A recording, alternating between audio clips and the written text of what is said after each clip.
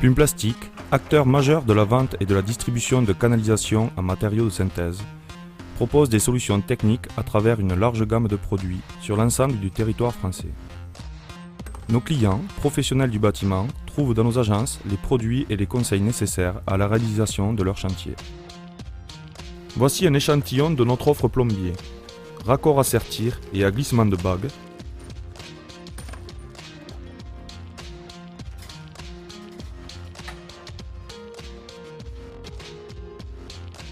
Coude pour sortie de plancher. Ressort de cintrage.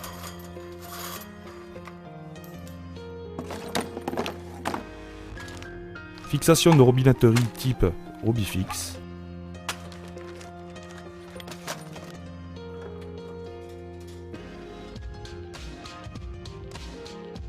Raccord PVCC.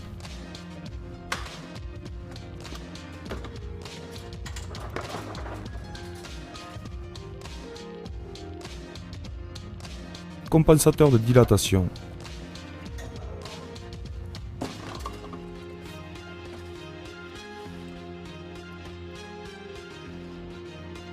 Embout mixte fileté laiton.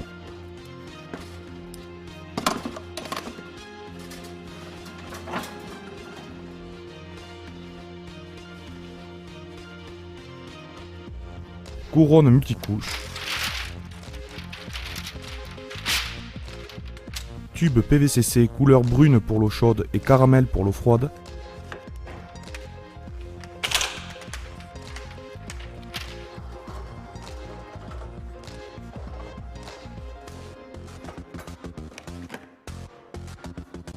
Boîte de réservation, couronne PEX et gaine de protection annelée double paroi.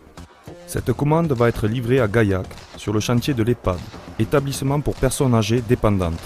Notre client, Midi Thermique, réalise pour les 80 chambres, les salles de soins et le réfectoire, la distribution et l'alimentation en eau chaude et eau froide sanitaire.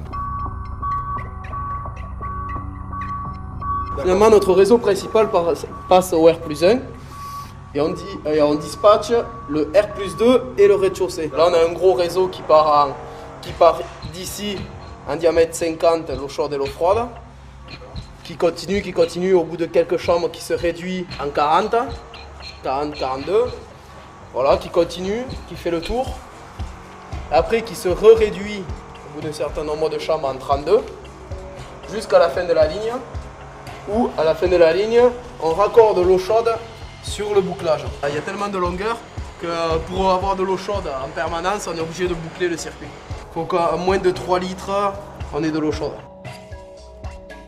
Le choix de la distribution en eau chaude s'est porté sur le PVCC HTA.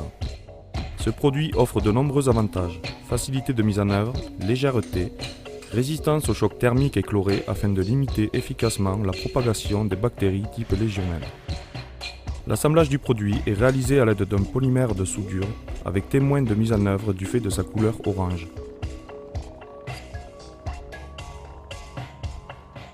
Avant tout assemblage par collage, une coupe franche et d'équerre est nécessaire.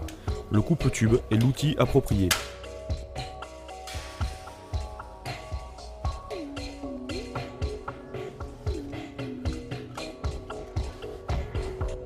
La distribution en eau froide sanitaire est réalisée en PVCU, appelé également PVC pression à coller.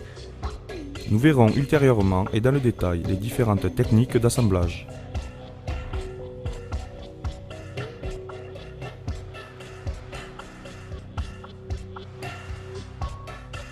On alimente chaque chambre, on rentre chaque fois en diamètre 32. Et après, au R+2, on va monter en diamètre 25 au chaude froide. Au R+1, on descend en 32, puis on réduit après les piquages du R+1 en 25 pour aller au rez-de-chaussée. Les gaines techniques sont des conduits dédiés spécialement aux colonnes montantes d'eau chaude et froide sanitaire, aux évacuations des eaux usées et autres réseaux. C'est à partir des gaines techniques que les piquages sont réalisés pour alimenter les chambres en eau chaude et froide sanitaire. Pour réaliser un piquage sur une colonne montante, le plombier utilise un T qu'il positionne sur une section de tube.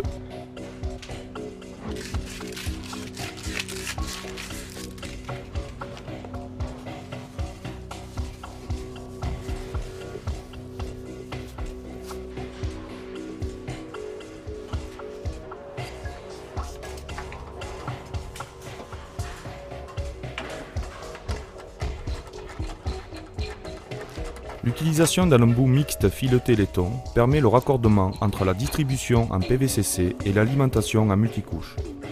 Le positionnement d'un robinet à tournant sphérique a pour but d'isoler une section sans couper l'eau sur l'ensemble du réseau.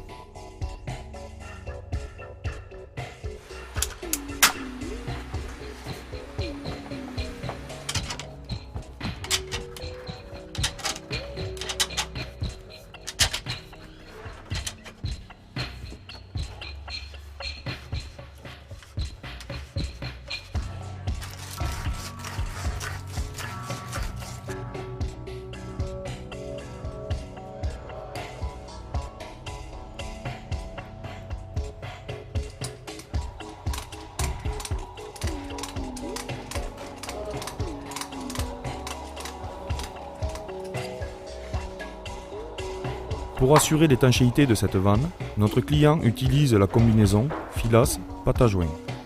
Cependant, d'autres moyens d'étanchéité existent, notamment le fil siliconé type Unilock.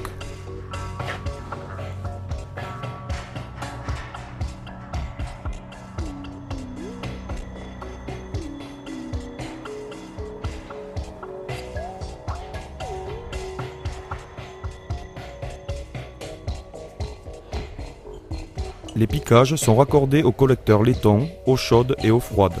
Ces derniers alimentent l'ensemble des points d'eau de la chambre.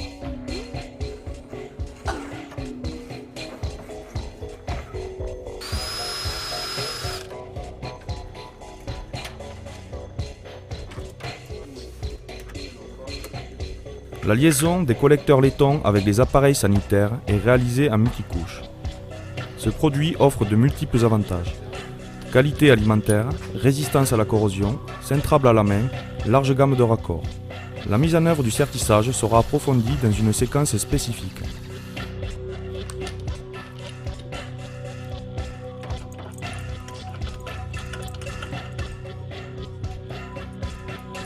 Le cintrage du multicouche peut être réalisé à la main, mais pour des courbes plus complexes type code de cygne, l'utilisation d'un ressort de cintrage est indispensable.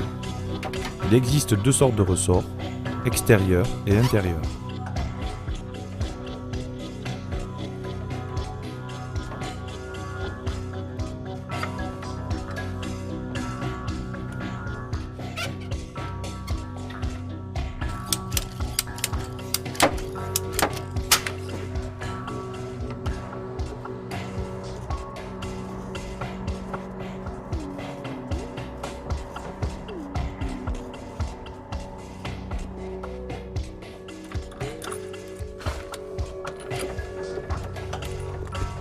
Le raccordement entre le robinet à tournant sphérique et le tube multicouche est réalisé avec un raccord à écrou tournant.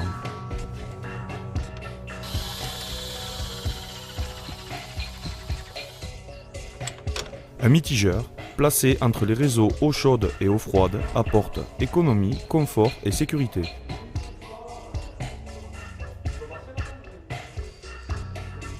L'ensemble du réseau eau sanitaire est protégé par un isolant flexible élastomère, communément appelé calorifuge. Il a pour fonction d'éviter la condensation sur les tubes d'eau froide et de diminuer les déperditions calorifiques des canalisations d'eau chaude. Maintenant, nous allons découvrir les différents modes d'assemblage dans le détail.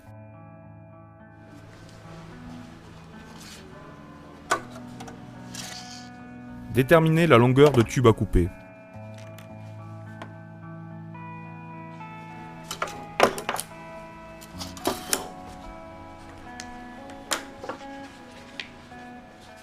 Le coupe-tube permet de réaliser une coupe d'équerre et franche.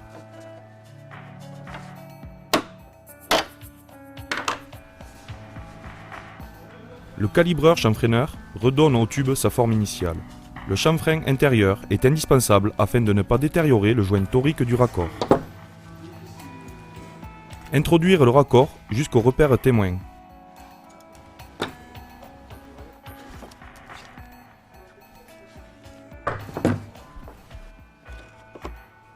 Le choix de l'insert ou de la mâchoire se fait en fonction du diamètre et de la forme du profil.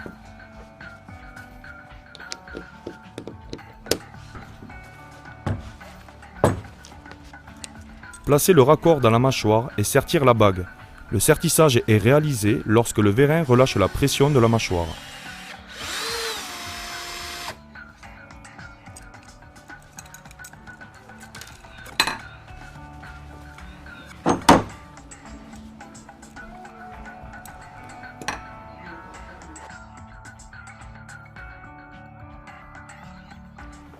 Tout comme pour le multicouche, la coupe du tube doit être effectuée d'équerre.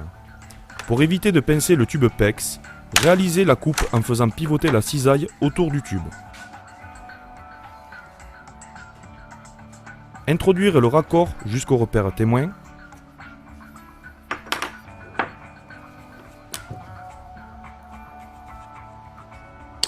Le choix de l'insert se fait en fonction du diamètre du tube et de la forme du profil de l'insert.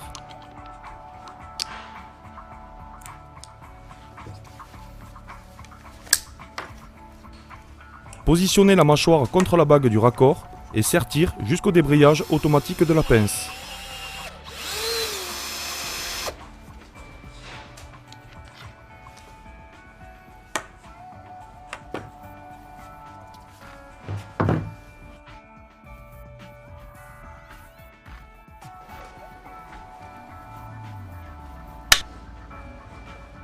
Tout tube PEX exagérément plié ou croqué doit être impérativement mis au rebut. Afin de conserver les propriétés mécaniques et le diamètre constant du tube, il est conseillé d'utiliser un ressort de cintrage intérieur.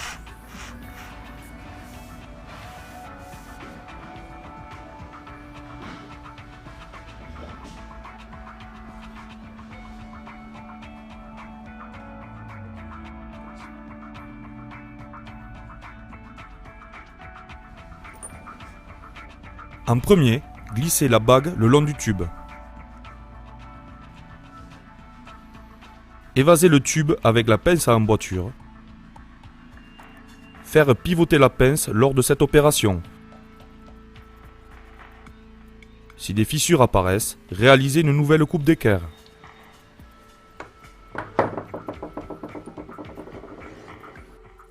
Insérez le raccord dans le tube. Pour réussir un bon raccordement, ne laissez qu'une seule cannelure apparente.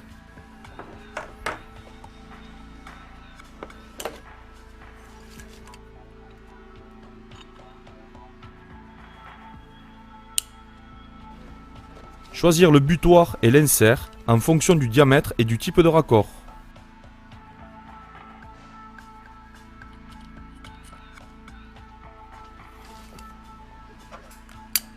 Positionnez le raccord et actionnez la pince pour faire glisser la bague.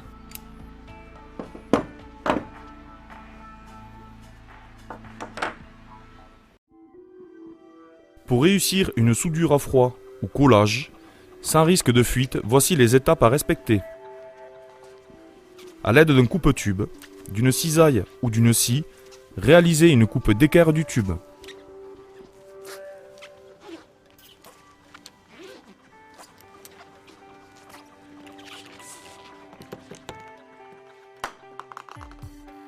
Pour permettre une meilleure répartition de la colle et afin d'éviter un agglomérat de colle dans le tube, un chanfrein est indispensable.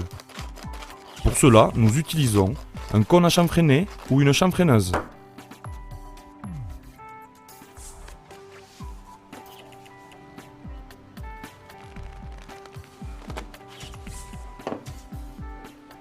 Avec un feutre, repérez la profondeur de l'emboîture et l'angle du raccord.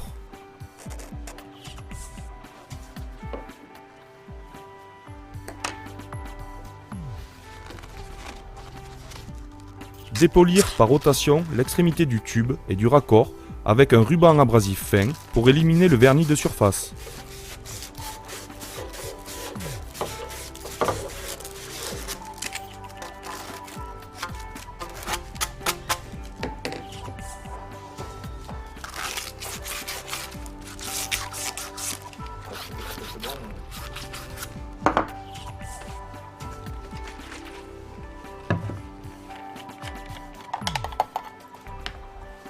Nettoyez puis dégraissez les surfaces à assembler avec du décapant.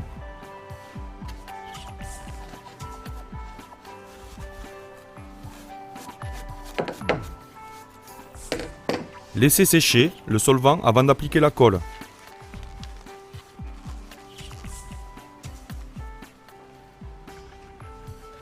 Bien remuer la colle avant son emploi afin qu'elle soit homogène.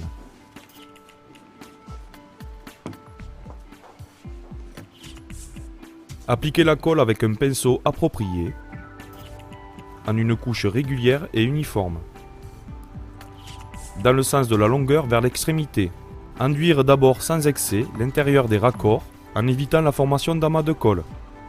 Enduire ensuite l'extrémité du tube.